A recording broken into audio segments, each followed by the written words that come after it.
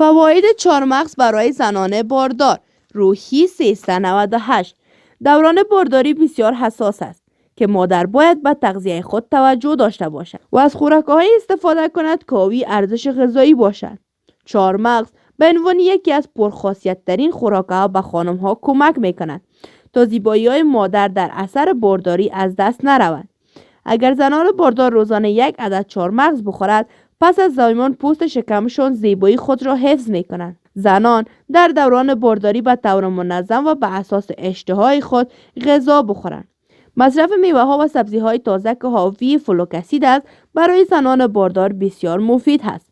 مواد غذایی دارای کافئین در دوران بارداری بسیار محدود شود.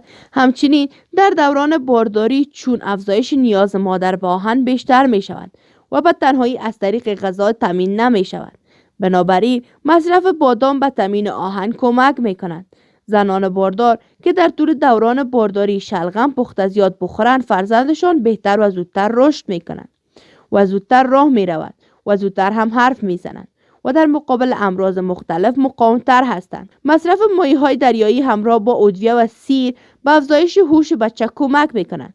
البته در تعادل مصرف شود. برای کاهش تهوع در بارداری، خوردن نان سبوسدار قبل از خارج شدن از بستر بسیار کمک می کند.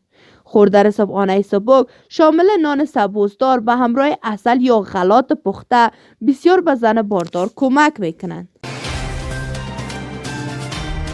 د افغانستان نړۍ او سیمې د مهمو خبرونو، پیښو او جریانونو په اړه د تازه، پر وخت او دقیقو خبرونو لپاره د روحي ویبپاڼې د یوټیوب چینل لایک او سبسکرایب کړئ ترڅو زموږ نوي او تازه ویډیوګانې پر وخت درته ورسیږي.